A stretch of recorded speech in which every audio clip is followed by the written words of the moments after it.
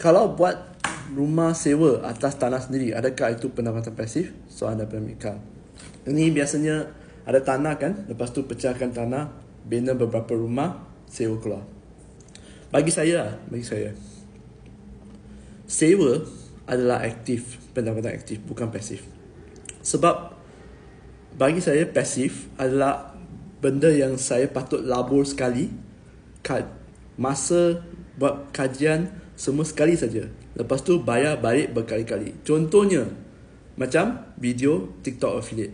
Saya buat sekali satu video, mungkin jual gel rambut macam ni. Lepas tu video ni akan bayar saya sampai bila-bila. Dan yang kedua adalah macam ASNB. ASNB anda beli sekali, lepas tu tiap-tiap tahun tunggu dividen. Atau saham, beli sekali, tiap-tiap setahun mungkin dua kali atau setahun sekali dapat dividen. Itu adalah pasif untuk saya. Okay, ini adalah aktif. Saya harap ini menjawab soalan lah. Tapi ini bergantung kepada siapa juga. Sebab bukan semua rumah sewa kan, kalau terutamanya kalau anda bina di pedalaman lah, atau kampung lah, akan ada orang sewa tau. Bayangkan kampung tu terlalu terpencil sampai satu pelancong pun tak tahu. Anda perlu bahaskan banyak masa dan wang untuk buat promosi dan orang tak datang.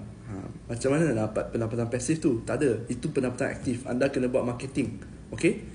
Baru-baru ni saya pergi minum kopi lah dengan kawan saya. Kawan saya ni dari KL dah pindah balik ke Taiping.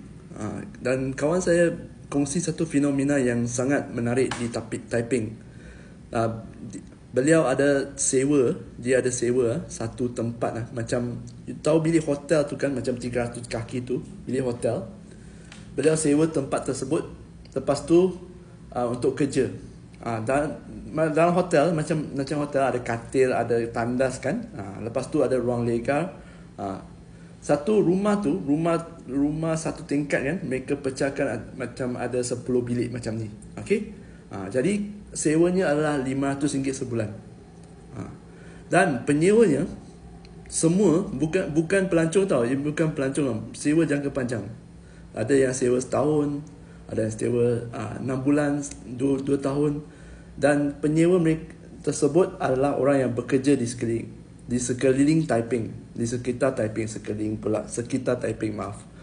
Ada yang kerja sebagai seorang doktor di hospital, dan nak tempat sewa kan, tapi tak nak sewa satu rumah malas nak bersihkan, susah nak jaga, banyak perkara yang kena jaga kan. Sewa satu rumah, lebih-lebih lagi kalau seorang saja, mereka sewa tempat macam tu.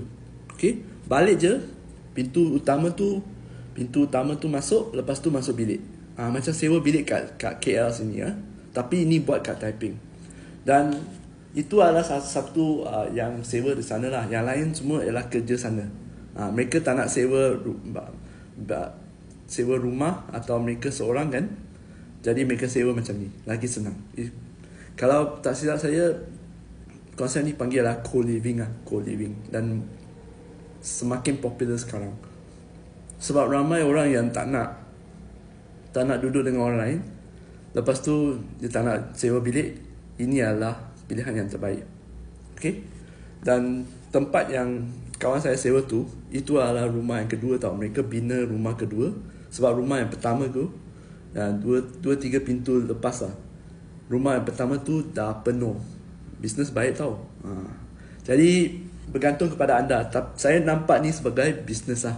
Berbalik kepada soalan anda, saya harap ini menjawab soalan anda, Mika. Terima kasih ya.